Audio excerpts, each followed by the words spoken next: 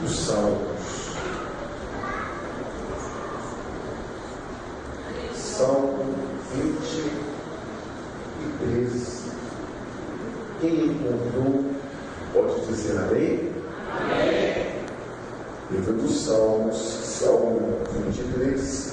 Se você puder manter a sua Bíblia aberta, mantenha a sua Bíblia aberta, para que possamos estar lendo os versículos e refletindo acerca deles. Salmo 23 diz assim: o Senhor é o meu pastor, nada lhe faltará. Deitar-me faz em verdes pastos, guia-me mansamente a águas tranquilas. Refrigera a minha alma, guia-me pelas veredas da justiça, por amor do seu nome. Ainda que eu andasse pelo vale da sombra da morte, não temeria mal algum, porque tu estás comigo, a tua vara e o teu cajado me consolam. Amém? Até aqui. Certamente o livro dos Salmos talvez se constitua, o Salmo 23, em um dos textos mais conhecidos da Bíblia Sagrada.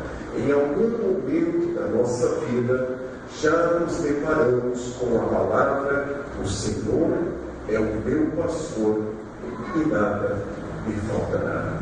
O que às vezes não nos atemos é que isto é uma poesia. Sim, o livro de Salmos é um conjunto de poesias, dentro de uma estrutura oriental em que não há rima e ritmo. A nossa forma ocidental de entender poesia tem sempre rima e ritmo. A forma oriental de compor poesia não tem rima e não tem ritmo. Por isso nós somos às vezes tentados a pensar que o livro de Salmos não seja uma poesia. Ele tem uma estrutura chamada de paralelismo, que nós não iremos perder tempo nesta noite explicando sobre isso, mas ele guarda as características essenciais de uma poesia do Extremo Oriente. Quando falamos de poesia, nós estamos falando de palavras que descrevem as nossas emoções. Isso é poesia. Poesia é descrever os sentimentos, é descrever as nossas emoções. É exatamente isso que o salmista está fazendo. Ele está numa relação de afeto, de carinho, de amor e de gratidão, se colocando numa linguagem metafórica, figurada, dizendo: Deus, eu sou como uma ovelha, e o Senhor é como um pastor desta ovelha. E assim como um pastor cuida das ovelhas e pastoreia no campo, eu sei, Deus, que o Senhor cuidará de mim. É nesta atmosfera poética de amor, de sentimento, de gratidão, de adoração, que o salmista compõe o primeiro verso: o Senhor é o meu pastor e nada me faltará. Entretanto, o que me chama a atenção é que o salmista trabalha isso com muita maturidade. Eu lhe diria que algumas pessoas mantêm uma relação com Deus infantilizadora, mantêm uma relação com Deus de imaturidade. Porque de alguma forma, ou em algum momento da vida, idealizamos que esta relação de amor, esta relação poética de sentimentos entre eu e Deus, constitui-se apenas por uma faceta. E o que me chama a atenção é que o salmista entende perfeitamente a complexidade da vida e sabe que na vida há coisas boas, mas há também coisas ruins. Na vida há momentos de alegria, mas na vida também há momentos de tristeza. Na vida, em dados momentos, sorrimos, rimos, mas em dados momentos também choramos. Quando disse a você que muitas pessoas mantêm uma relação infantil com a sua fé e com Deus, digo no sentido de não compreender que a vida é constituída por esta dualidade, de momentos bons e ruins, de alegrias e tristezas, de risos ou de prantos. O que o salmista passa a dizer acerca da consciência de gratidão de um Deus que cuida dele, é um Deus que transita em meio às inconstâncias da vida. O principal e primeiro sinal de minha postura infantilizante em relação a Deus é quando só consigo ver a mão de Deus nas boas coisas da minha vida. Eu vou repetir para você. Conseguir ver Deus, sentir Deus, conseguir relacionar-se com Deus apenas nos bons momentos da vida é no mínimo um relacionamento imaturo.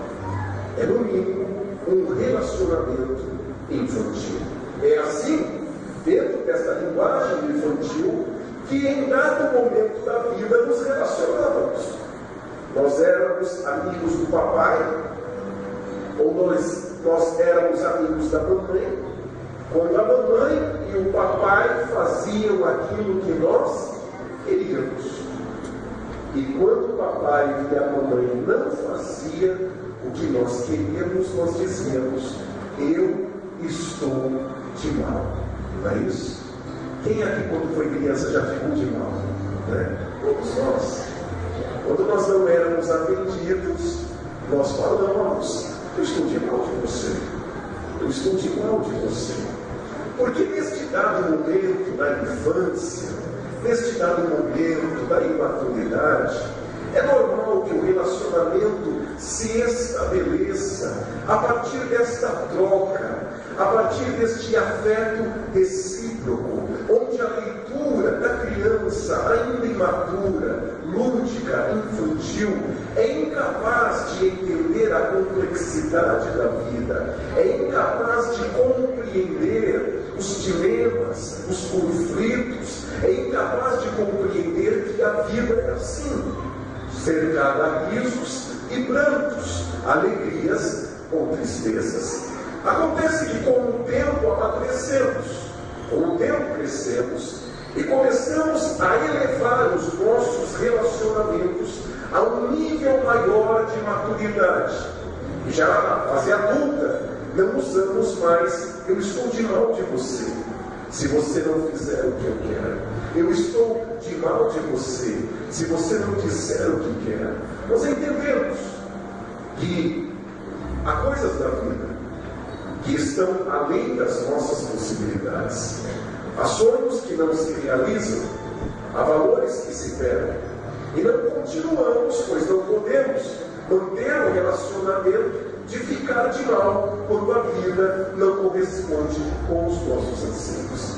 Acontece que, embora amadurecemos assim, amadureçamos diante da vida, algumas pessoas continuam infantis em relação a Deus. E o salmista não diz isso.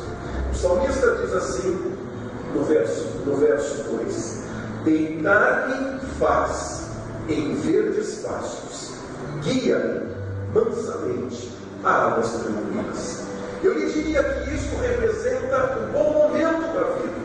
O que uma ovelha, dentro desta linguagem alegórica que ele coloca, o que uma ovelha pode desejar mais do que o pasto verdejante? O que uma ovelha pode desejar mais do que águas tranquilas? Águas tranquilas significa dizer que qualquer rebanho ou qualquer manada se fragiliza quando para beber água. Quando você assiste um programa em que estão animais ali, você verá que isso é instintivo. Ele bebe um pouco e olha, bebe um pouco e olha, bebe um pouco e e olha, porque sabe que aquele momento é um momento de fragilidade em que algum predador possa atacar. Se você olhar um passarinho de rua, não de gaiola, mas o de rua, e se você ver ele em alguma poça bebendo, você vai ver que ele bebe, olha para os lados, bebe mais um pouco, olha para os lados, bebe mais um pouco e olha, justamente porque sabe que aquele momento é um momento de risco em que algum predador pode atacá-lo sem que ele veja. Mas o salmista dizia que não, que Deus, o seu pastor, lhe dava águas com tranquilidade. Poderia beber tranquilo, porque sabia que Deus estaria guardando a sua vida.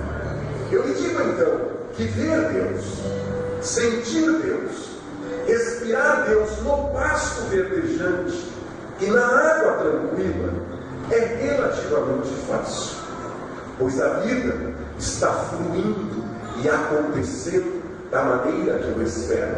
Os meus sonhos estão sendo realizados, as portas estão sendo abertas, o vento está soprando favoravelmente sobre a minha vida.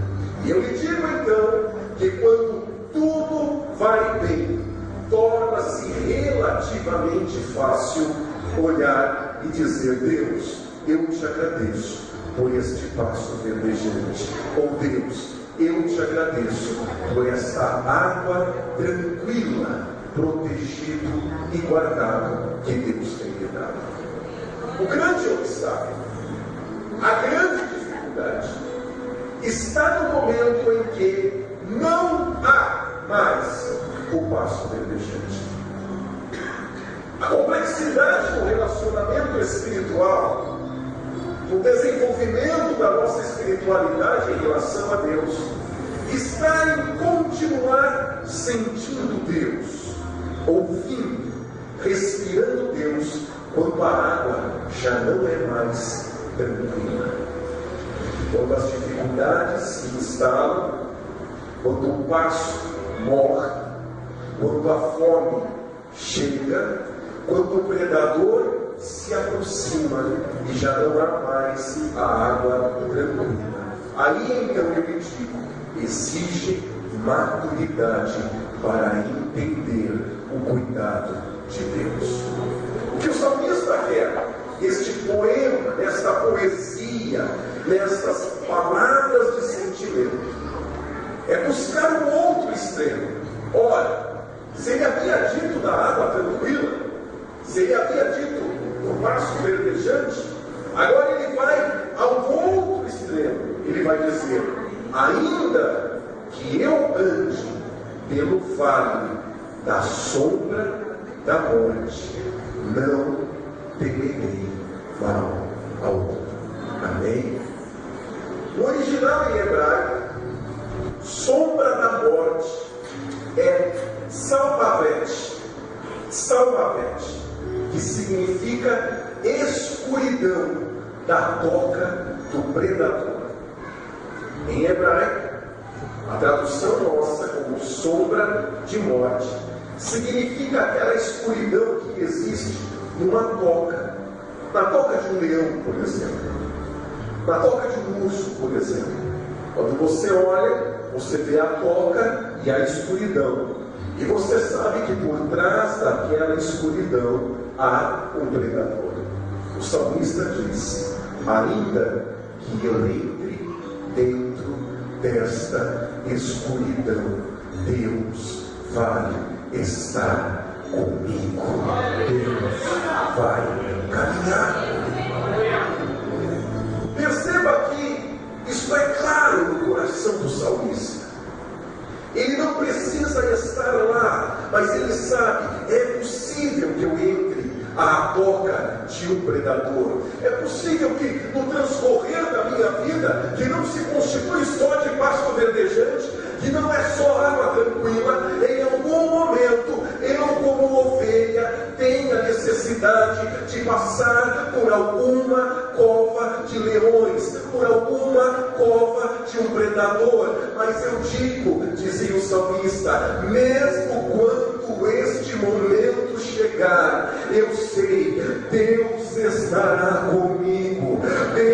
caminhará comigo. E isso me faz perguntar: até que ponto eu e você estamos vendo Deus hoje em nossa vida? Amém? Eu vou repetir. Até que ponto você está vendo Deus na tua vida?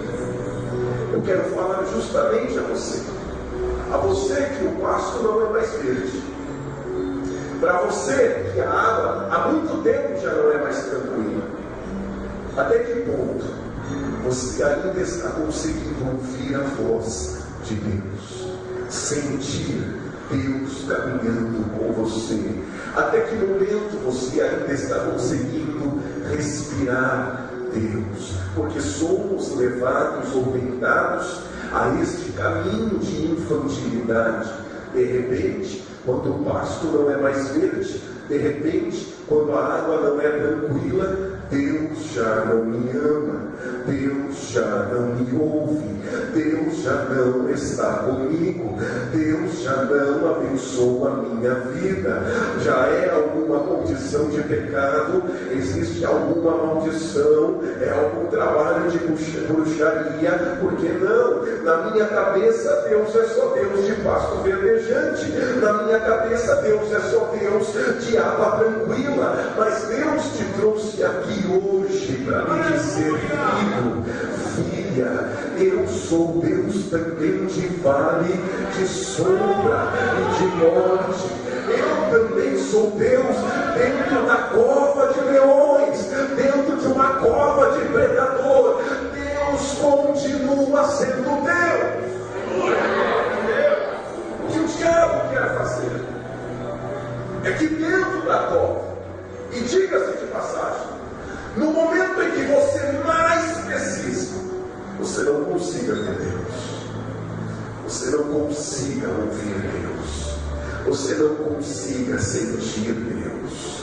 O momento, querido, que mais precisamos ouvir, sentir, respirar, é quando a cova do predador se coloca em nosso caminho. Por isso Deus está trazendo esta palavra a você. O problema não é a cova, o problema não são os leões, o problema não é a escuridão, o problema é não conseguir ver Deus lá, é não conseguir senti-lo lá, é não conseguir respirá-lo lá. Esse é o grande problema, esse é o real risco da sua perda. O risco do seu fracasso não é enfrentar o gigante, é não conseguir no enfrentamento do gigante ver Deus. O risco não está nas muralhas como as muralhas de Jericó, o risco está diante da muralha, não conseguir ouvir a voz de Deus. O problema não é a cova dos leões, como em Daniel. O problema é na cova não conseguir ver Deus junto comigo dentro desta cova. Talvez você esteja desfocado na sua sensibilidade, porque você está tão preso ao leão, à cova, ao predador. Você está tão preocupado com o predador, com a cova, com o leão, que você se esquece que se Deus estiver com você, Ele vai cuidar como o pastor que cuida da ovelha, que protege, que acolhe. Olha o que ele está dizendo no verso 4: a tua vara, o teu cajado me consola, me conforta. Sabe o que isso significa? Cajado do pastor é usado como instrumento de luta contra o predador. O lobo é afastado através da força do cajado. O predador é afugentado pelo pastor que luta com o seu cajado. Então o salmista está dizendo: sabe por que, Deus? Que eu não vou temer o vale de sombra e de morte, porque eu sei que o Senhor, meu pastor, vai afugentar o predador quando ele vier. Talvez você pastor, mas até que ponto Deus vai cuidar de mim? Ou até que ponto Deus estaria disposto, de fato, a cuidar de mim numa situação dessa, diante de um conflito como este, diante de uma situação problemática como esta? João capítulo 10, versículo 27 e 28 diz assim: as minhas ovelhas ouvem a minha voz, e eu conheço, e elas me seguem, e dou-lhes a vida eterna, nunca hão de perecer, e ninguém as arrebatará da minha mão, disse Jesus. Jesus está dizendo assim para mim e para você: você é como uma ovelha, e uma ovelha que está guardada na minha mão. Eu te conheço, eu conheço a tua voz, você me segue, e eu lhe digo: ninguém vai te arrebatar da minha mão. Talvez você não saiba, mas sabe o que é arrebatar? Arrebatar significa tirar violentamente. Arrebatar significa tirar com força. Numa linguagem mais popular, arrebatar é tomar da sua mão. Tomar. Jesus está te dizendo: da minha mão ninguém vai te tomar. Da minha mão o diabo não vai tomar. Da minha mão o diabo não vai te arrancar, porque eu vou te guardar como a minha ovelha. Você pode agradecer a Deus por isso. Você pode glorificar e dizer: Deus, eu te agradeço, porque no vale de sombra e de morte da minha vida, Deus, eu te agradeço, porque na porta fechada de emprego, porque diante da necessidade na minha casa, dos problemas familiares da minha família, dos problemas familiares do meu casamento, eu sei, Deus, que o pasto não está mais verde. Eu sei, Deus, que a água não é mais tranquila, mas eu sei que o Senhor vai me guardar, o Senhor vai me proteger. Glória ao Senhor Deus. Olha que coisa bonita que Jesus disse. Jesus em João 10 diz assim: o mercenário, que não é pastor, quando ele vê vir o lobo, sabe o que ele faz? Ele foge. E ele foge porque ele não é pastor. Mas o bom pastor dá vida pelas suas ovelhas. O bom pastor luta, guarda, e se for preciso, morre para guardar as suas ovelhas. E saiba que Jesus está lhe dizendo isso não só por aquilo que ele vai fazer, mas por aquilo que ele já fez. Sabe por quê? Que hoje o teu nome está escrito no céu, no livro da vida. Sabe por quê? Que hoje sobre você está o Espírito Santo, porque o bom pastor deu a vida pelas suas ovelhas. O bom pastor deu a vida pelas suas ovelhas. Sabe por que oramos hoje? Deus ouve a nossa oração. Sabe por que Deus está presente nesta noite, neste culto?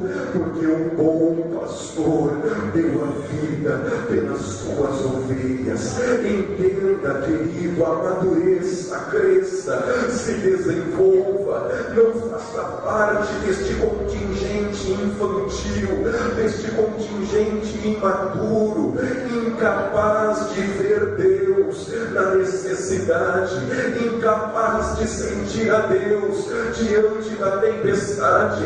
Mas Deus te convida nesta noite a ver que na tua tempestade, na tua adversidade, lá está a mão de Deus para te guardar, lá está a mão de Deus para te proteger. Talvez você tenha orado e dito nesta semana: ser. Deus, onde tudo vai dar, onde tudo isso vai dar, Deus, onde isso acaba, e Deus está lhe dizendo, ainda que seja um vale de sombra e de morte, não tenha medo, porque eu estarei com você. Eu vou te proteger com meu cajado, eu vou te guardar do predador, eu vou abençoar a tua vida, e eu te convido nesta noite a deixar o lamento, a deixar a murmuração, a deixar a tristeza, a deixar este sentimento de abandono que o diabo tem colocado no seu coração, como se Deus já não te amasse mais, como se Deus já não te ouvisse mais, mas que nesta noite você possa se entregar aos braços do Espírito Santo, e mesmo dentro da cova se sentir amado, acolhido, abraçado, abençoado, mesmo diante do obstáculo, se sentir acolhido, amparado e protegido. É assim que Deus quer. Daniel não fez nada para ir parar dentro de uma cova de leões. Coisas ruins acontecem a duas pessoas.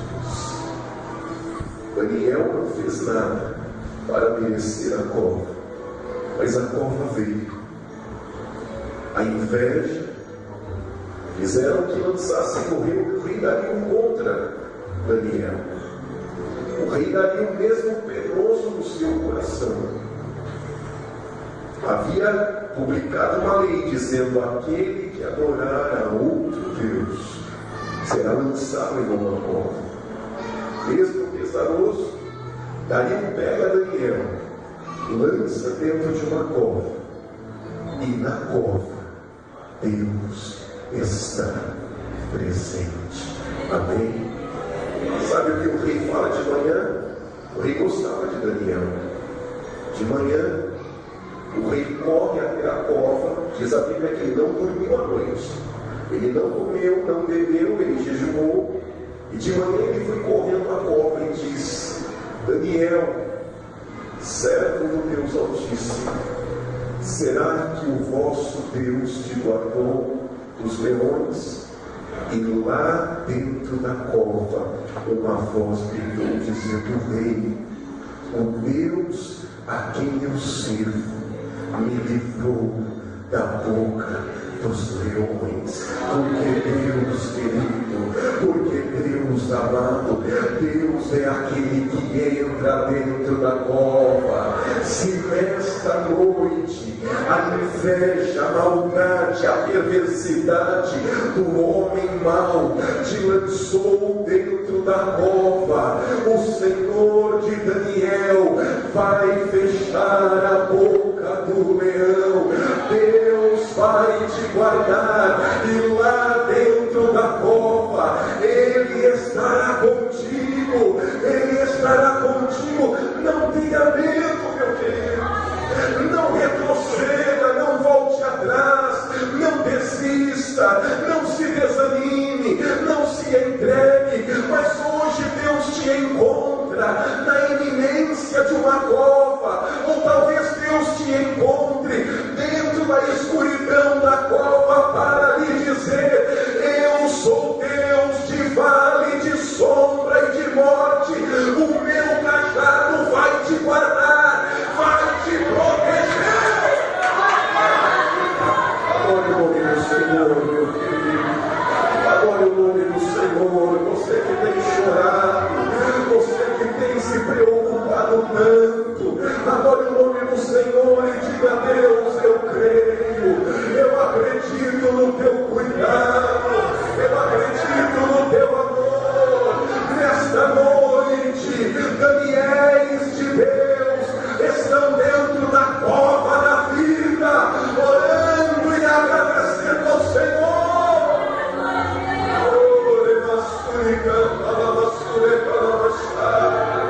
Oh, Espírito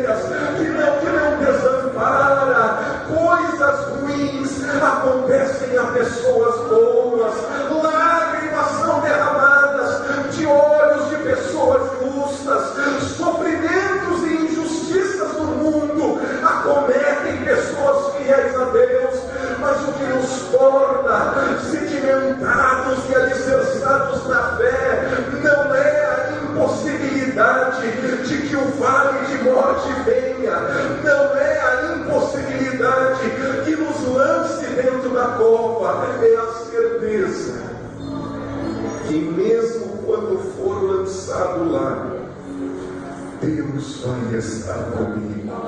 Deus vai estar comigo. Escute então o que eu estou lhe dizendo e pense. Crente vai para a cova de leões. Amém?